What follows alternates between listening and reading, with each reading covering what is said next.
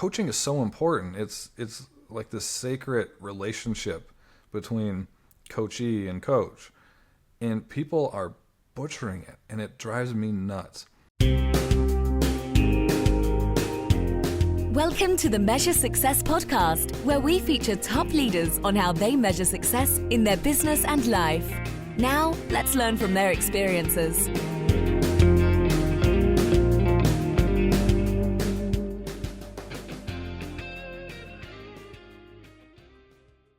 Carl J. Cox here. I'm the host of the Measure Success podcast, where I talk with top leaders about effective strategies that inspire success. This episode is brought to you by 40 Strategy. 40 Strategy is built to make strategy work for small to medium-sized businesses and organizations by designing world-class strategic plans, but more importantly, help keeping them accountable to actually get it done.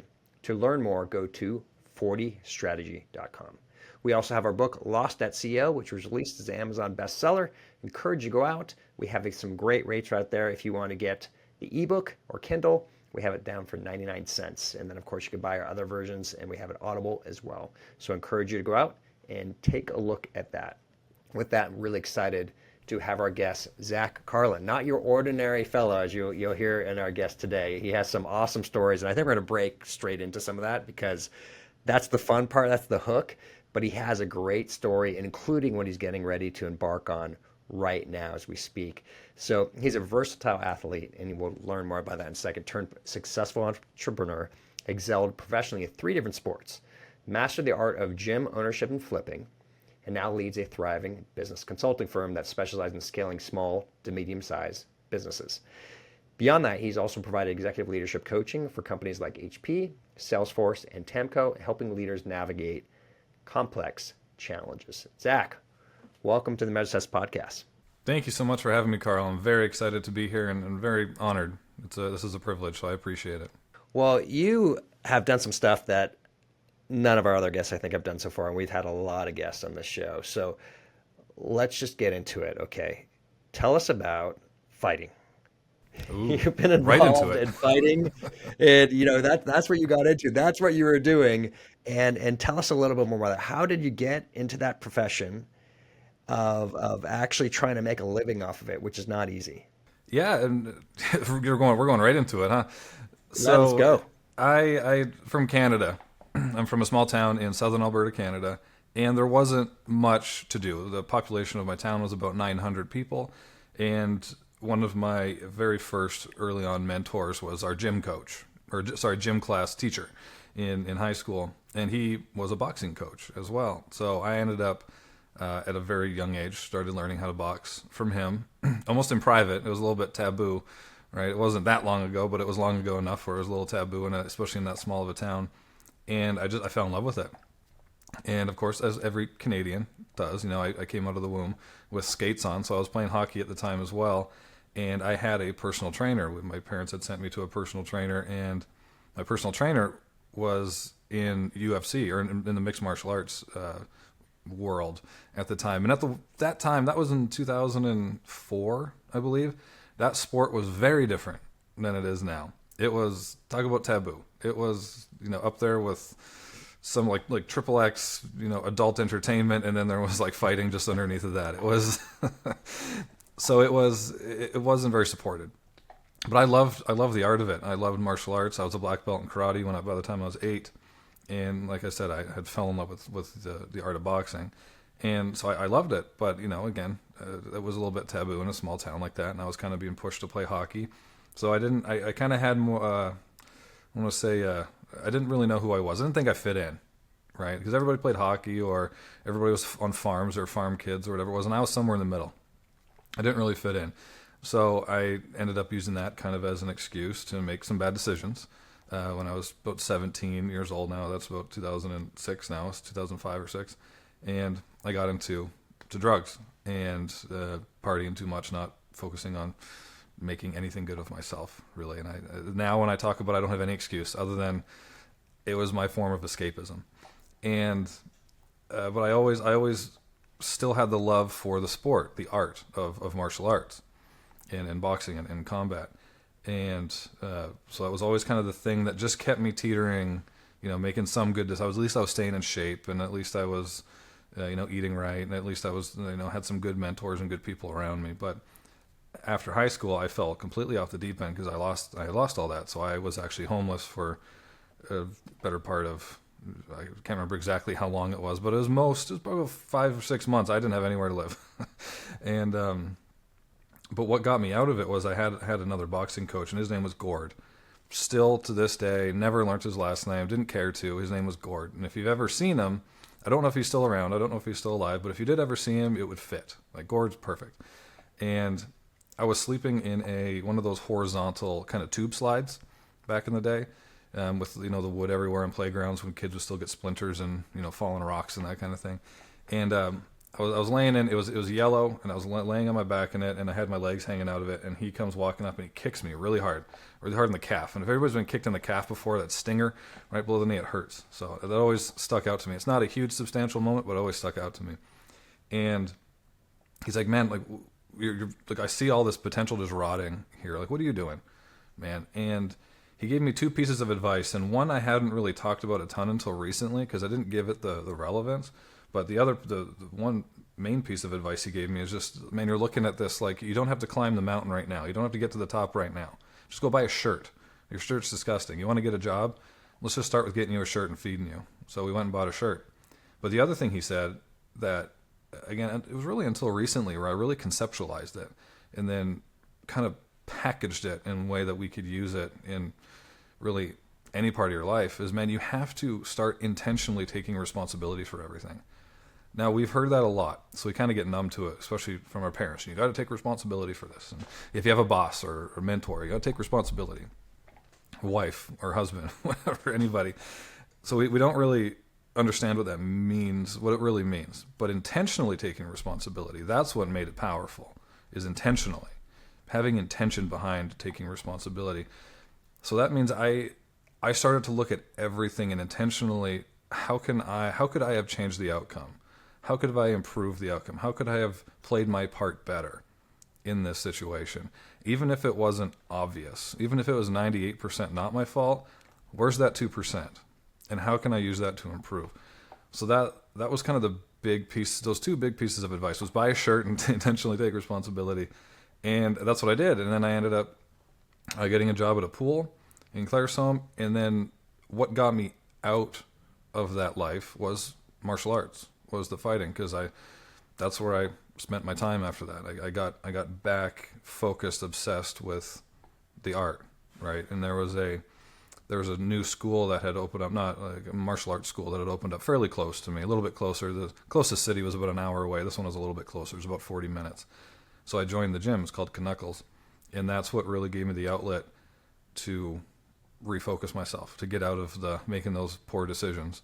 And so I really got into it because it was what got me out of. I got into that because it's what got me out of the bad situation. At least that's what I perceived, when really it was just the fact I was taking responsibility for things finally. So that's how I ended up getting into martial arts. And so I trained, and I thought for a long time. About 2 years goes by, and I think I'm pretty good in Canada, Southern Alberta, Canada. I think I'm pretty good. And I had a sister that just moved to Las Vegas. And so I had a choice. I was like, if I'm going to do this, right, I'm going to go all in, right? So I had a choice between move to Montreal and train at TriStar Gym, that's where like George St. Pierre, for those of you who know, for us Canadians, he's like a god in the sport, especially, to go train with him, or I could go live with my sister in Vegas and train at Extreme Couture. So Canada's expensive, especially on the east. So in Vegas, I mean, what at the time 20-year-old kid doesn't want to go to Vegas? So I moved to Vegas, and then I trained. I quickly found out that I might have been good in Southern Alberta, Canada, but I was not good in where it was the Mecca. I was terrible, but I was willing to be bad. I was willing. I wanted to be really good. I had to take responsibility for the fact that I was not putting myself in a room where I would be forced to grow. I would be forced to have to improve. So I showed up, took my licks, and then I competed for about 3 years professionally in the sport. Was active fighting for about 2.5, and then an injury took me out.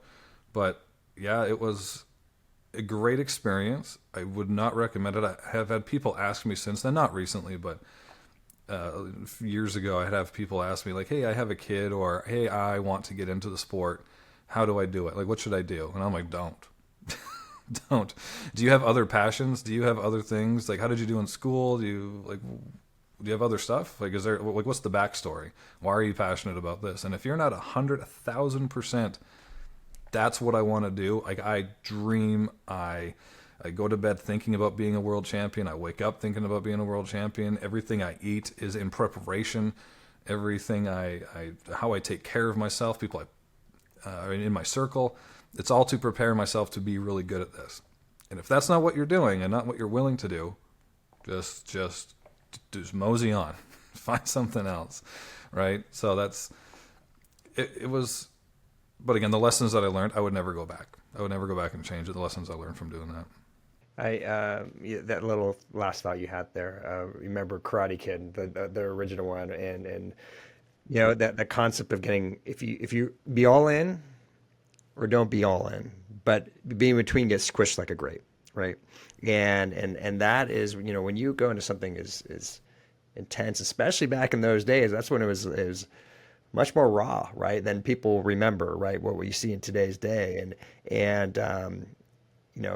that is intense, right? And so you do have to make this decision. I'm going to go all in, and you described it. You sounds like you were pretty good up in Alberta, but then when you moved down to the U.S. and Las Vegas, it was a whole different experience. And it's amazing, right? A lot of times when people will move from a smaller town organization or smaller business, and all of a sudden they'll go to this larger business, and they'll see a whole different level of talent. Like when it comes in the business world, like, whoa, I thought I was, XYZ stud, so to speak. And next thing they realize is that there's a lot of great, amazing human beings out there that are doing some cool stuff. So what's interesting is this ultimately did lead you into the business, and you started getting the gym business, right? So tell us about how you got into that and how you started moving towards actually having success in that business. Yeah. So I had got into, the fitness industry really. So when I was in Vegas, because we didn't make very much money fighting back then. Like my first fight was in a bar, and I got paid $500 to show up and $250 to win. And you have an 6 week, 4 to 6 week training camp at the time. Now guys, they get paid to do they have 8 to 10 week training camp, so they can rest up for a few weeks, heal, and then get into training. But back then it was 4 to 6 because you weren't getting paid much, and they were just keep going sort of thing. So I had to find a way to supplement my income, and I always had a huge passion for fitness and personal wellness and nutrition and that kind of stuff. So I started to study a little bit of that. It was very easy to get it still is fairly easy to get a personal training certification. So I really quickly, I bought the book, and I just read the book, and then I went and paid the $200 to take the test, and I took the test and I passed it, and I became a certified personal trainer. And I started working with some of the fighters at Extreme Couture, doing just some strength and conditioning work, and there were some back then we called them like civilians, like people who just come in and get in shape, right? But they're just people want to get in shape. Then I would run some of the classes and that kind of stuff. So that's where that kind of started. But I wasn't working for the gym. I had to learn how to sell it. I had to learn how to market it. I had to learn how to, okay, if I get paid $400, I don't just pocket $400 and go party with it, right? I pocket $400, and then I have to pay, okay, this much for taxes, this much for my marketing and my equipment and paying rent to the gym, and then this much for whatever else, the equipment I needed or whatever. So I had to learn how to do that really quickly through making mistakes, obviously not doing it properly, as most do in that case. So that was kind of my first, I guess my initial, how my obsession kind of got started with it. And then when I got injured in 2012 or 13, end of 2012, I ended up getting kicked out of the country. And I used to not tell anybody, yeah, I got kicked out of the country in 2012, and I just wouldn't tell them why. So then I'd leave it up to their own, imaginations as to why. But I just messed up on some paperwork, and because I wasn't fighting, the promotion wasn't willing to pay for my visa anymore. So if you're not fighting, you're not used to them. So anyways, I got kicked out of the country and moved back to Canada, and I started doing, this is my second sport, was CrossFit. I started doing CrossFit just to stay in shape. And then I learned, oh, you can compete in this and make better money than I was and not get hit all the time. And I was like, I'm in. This is great. Because I didn't have that mean streak. I loved the training and stuff, but I couldn't look at a guy pass and be like, I want to take bread off your table. Like, it just wasn't me anymore. I used it for what it needed to be used for in my life, and it was that part was gone. So it was good that I recognized it.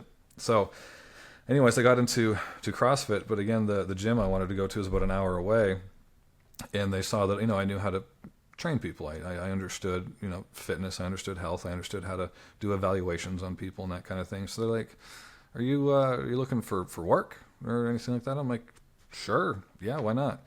And so I started competing out of this gym, and they hired me to run some of the classes. And then 6 months goes by, and I'm like, do you guys need some more help around here? Like, I kind of ran the business in Vegas. I overheard that they were struggling with some stuff. So I'm like, I could help out. I had a little bit of money, so I ended up buying in to the gym, very little bit. And I remember we were in our first meeting, and we got our P&L statement. And I was ready, like, oh yeah, this is going to be, I'm rolling in it. I'm a business owner now. Like, it's going to be great type of thing. And I got it, and it was like single digit. Like, it was in the green, but it was like single digits. It was brutal. And I was thinking in my head, I'm like, man, there's like 100 members in this gym, and the cost at a CrossFit gym, it's not cheap. It's about $200 a month, $170 to $200 a month. So I'm like, where's all the money gone? Like, we should be rolling in it. Like, where's my check?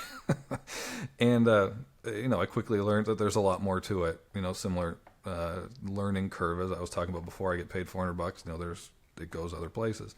So I learned that really quickly, and then I got obsessed with how do I make that number go up, and all the different ways that you could make that number go up. Whether it's bringing in more people, charging more for the people that are in there, providing extra services, diversifying revenue streams, and expanding locations, whatever it was.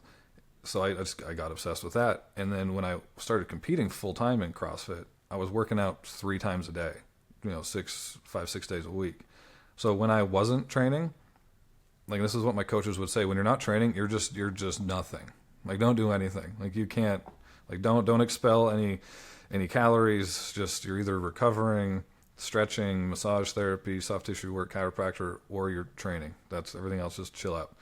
So when I was chilling out, I was studying, I was reading, and how can we diversify these revenue streams? And we started implementing some things, and marketing looked a lot different back then. That was 2014-ish.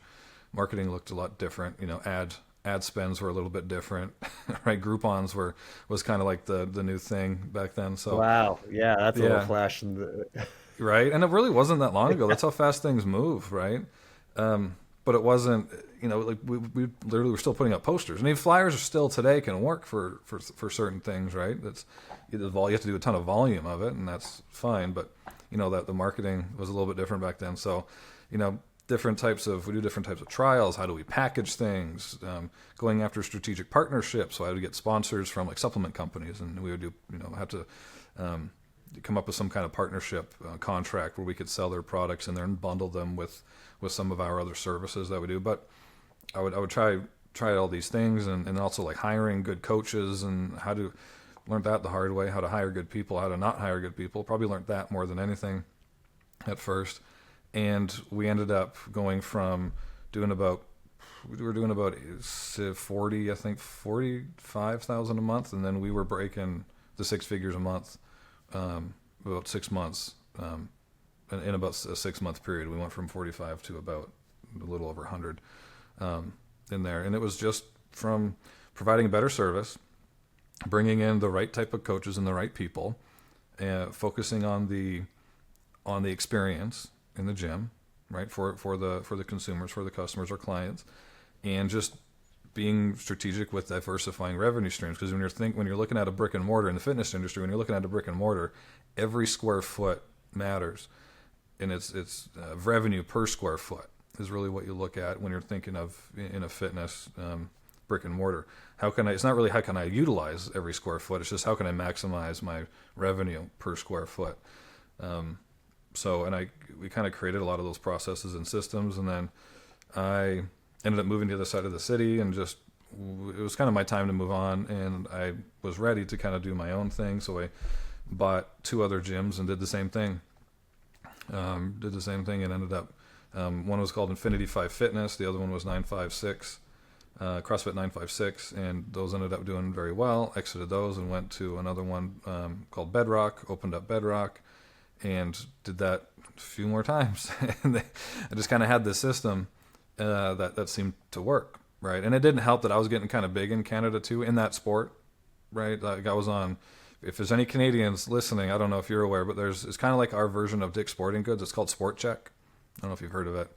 But I was on their billboards, so we were able to utilize some of that stuff to help. So it was good. So now I could, like, content marketing was a thing, because that's when Instagram was just starting to get big too. Like just like around then, Instagram was starting to be a thing. The social media was becoming a big part of our lives, especially as an athlete with sponsors. It's a big part of your life.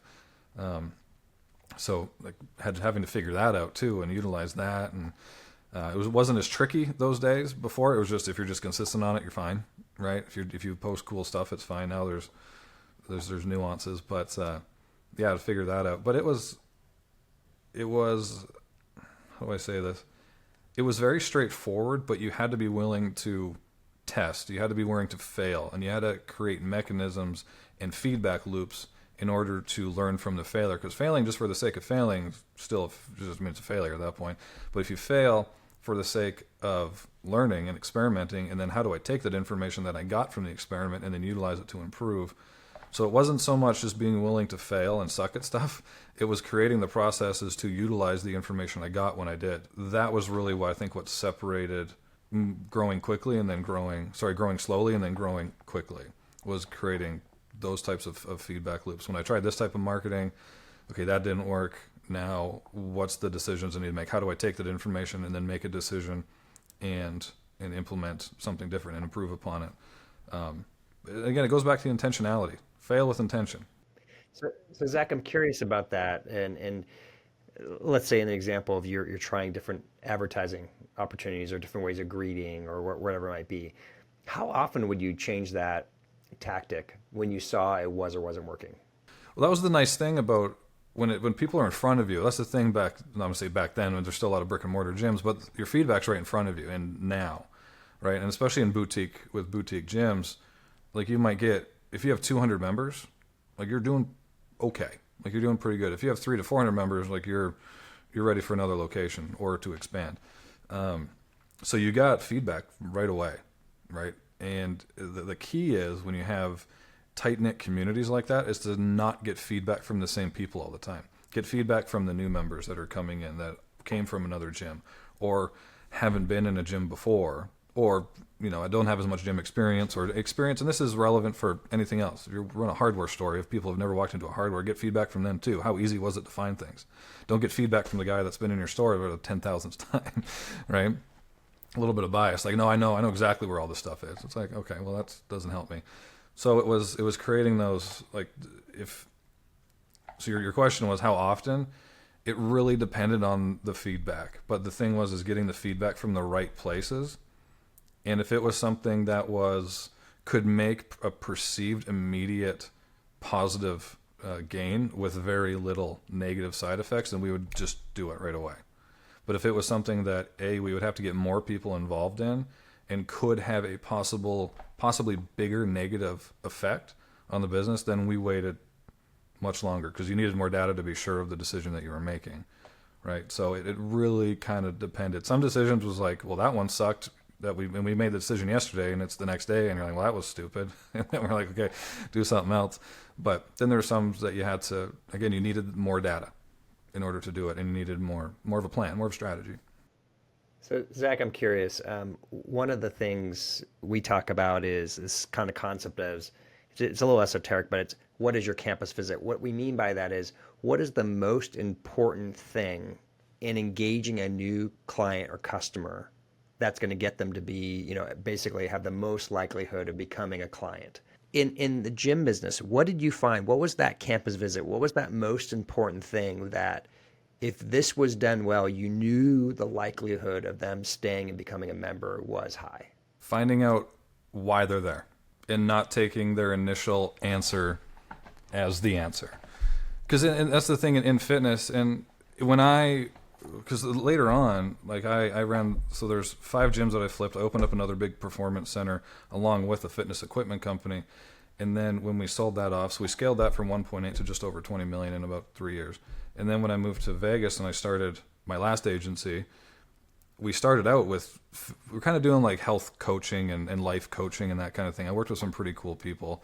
Brian David Scott, he's a world-renowned chef. He was one of my clients. But the difference between when we could sell somebody, because they would come in on a $67 trial period for 21 days, very low, very low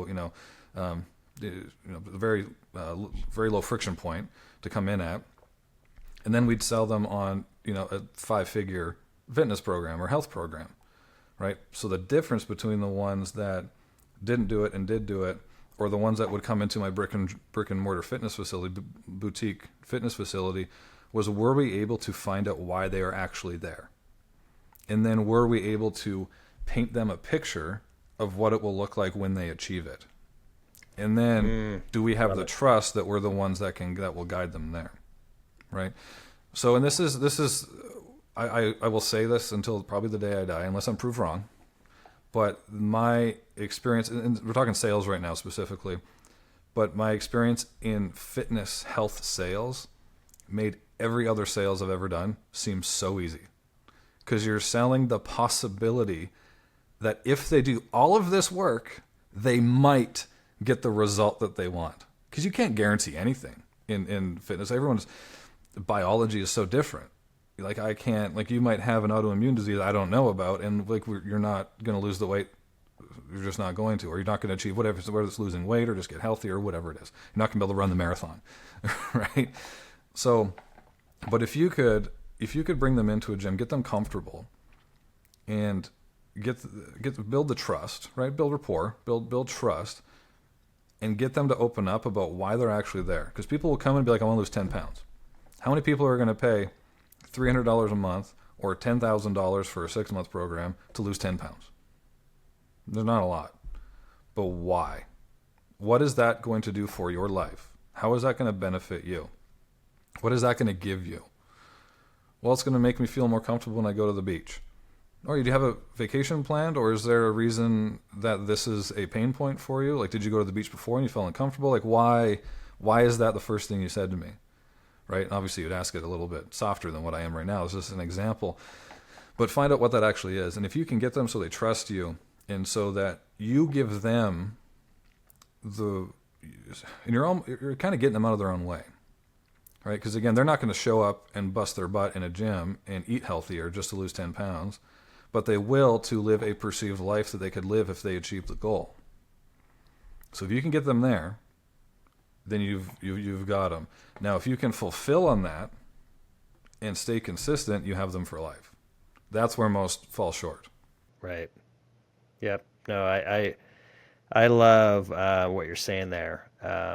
Just about you are going deeper. The concept, and you had a client, right? So this is what people miss. You had a client, but you took the time to go deeper and to ask the why behind the why, right?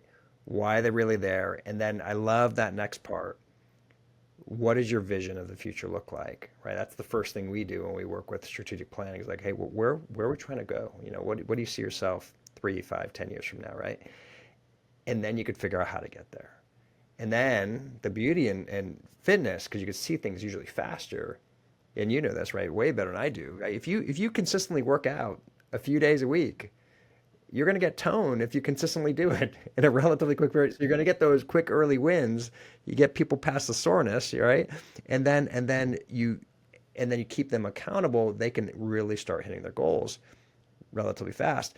And so I love that process of how you were able to figure out, if you may, right, that process and understand it. That's so exciting. It's one of the best things in the world, right, is when you can help people see their future state.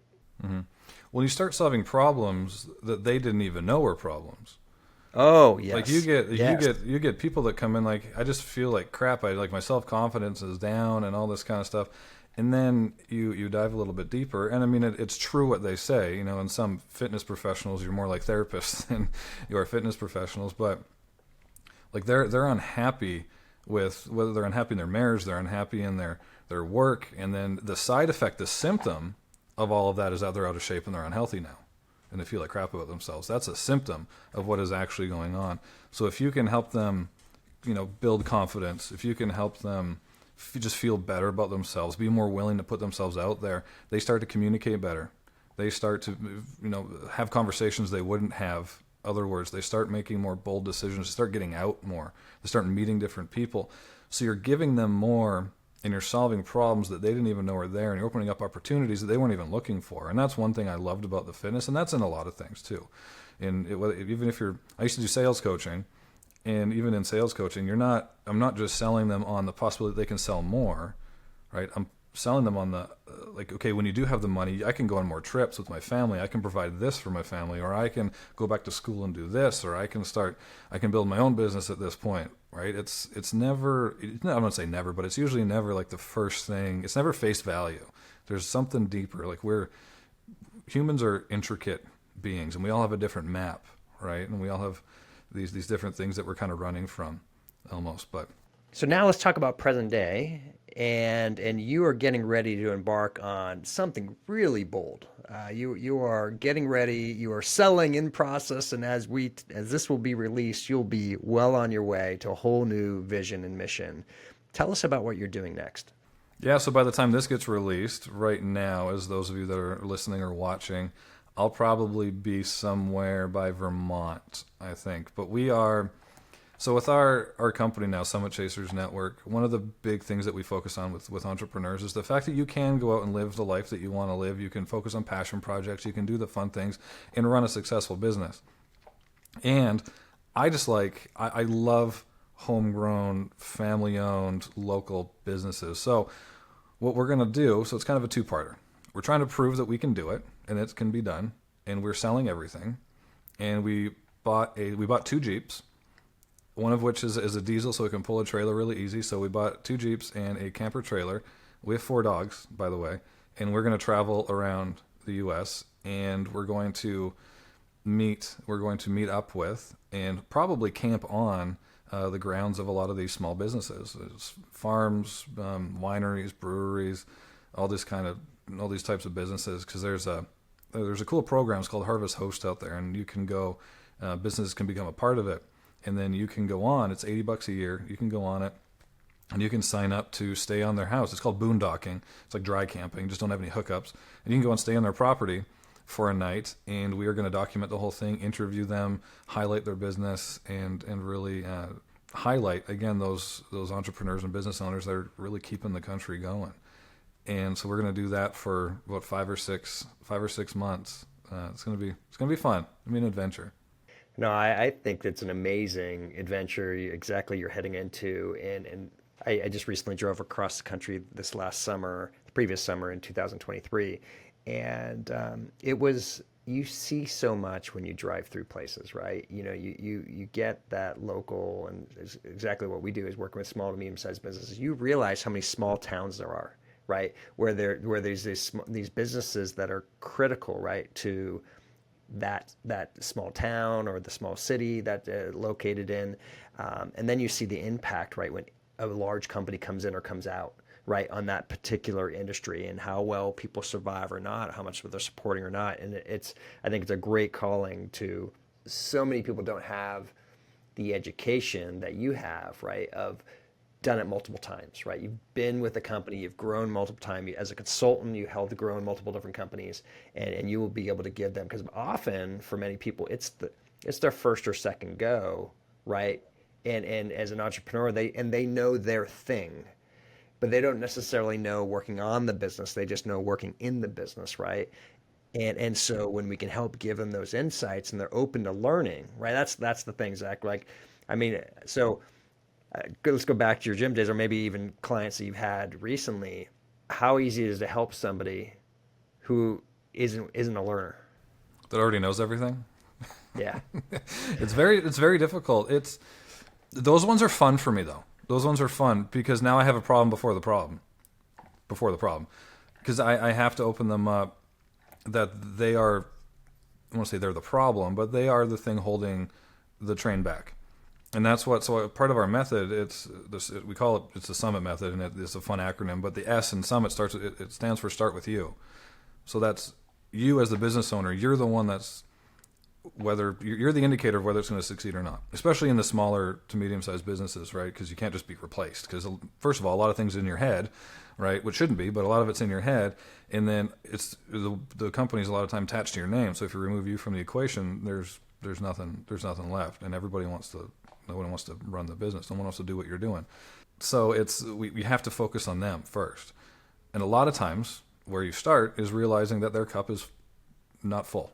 Their cup it should be empty, right? Everybody's cup should be at least half full, right?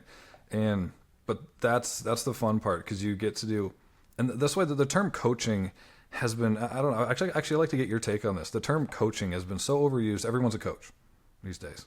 They read a book and they're a coach now. Judging by your laugh and your smile, if you're listening to this, the smiles from ear to ear, is what coaching is so important. It's like this sacred relationship between coachee and coach, and people are butchering it, and it drives me nuts. But that aspect of getting somebody out of their own way and realizing that they need to grow, and usually it's not in the ways that they think. Again, they focus on the symptoms, not the problem. That is so much fun for me, because when that light bulb comes off and they start to soften a little bit. And I did a lot of consulting in the home improvement construction industry. Talk about people that are hard-headed, right? That they've been in the industry for 20 years, and their mom and dad were in the industry for 20 years, and they know everything, right? But when they realize that they don't, and that they need to do something different, it feels so good, Carl. It feels so good. I love it. And I hear you. It's interesting. I'm working with a third generation construction company right now, and it's such a joy. And what's neat about it is he's really opened up his eyes, Adam has, to seeing ways of running a business and making a difference. And he's transformed his own life in the process. So that's what's been fun, right? It's not just been this business plan, right? It's been a transformational life part, right? Where he's a happier person, and he has a plan, and he's just hungry, right? Because you know how it is. Once it's sort of like going back to when you get a little bit of muscle tone, it gets exciting. It's like, I want to get more of that, right? It's like, I want to get more of this muscle tone. Well, the same thing happens in business. Once you start seeing, it's like, oh, you mean I don't have to live on the equivalent of McDonald's wages as an entrepreneur? I mean, it's amazing how many people work on the equivalent of McDonald's wages, or maybe even less these days, because they're quote unquote their own business and they're just doing it to help. But it's like, no, you got to make money, right? If you can't make money, you can't support your people around you, things of that nature. You actually have to have something legitimate. And there's so many starving entrepreneurs out there, right? That really honestly have a glorified hobby. They don't have a legitimate business. And some of the things that you do, and I know we do as well, is like helping people to see there is a way to make money. And it's not a bad thing, right? A lot of it's in our own head, right? Zach, I know you've run into this, right? When you come in from small towns and small areas, wow, I got that first $500. It's like, folks, it's just the beginning, right? And being okay to make money. That's sometimes somebody's biggest fault, right? Is their own head is like, I'm not worthy of being a successful businessman. And once you could overcome their own mental aspect, I had the same problem myself.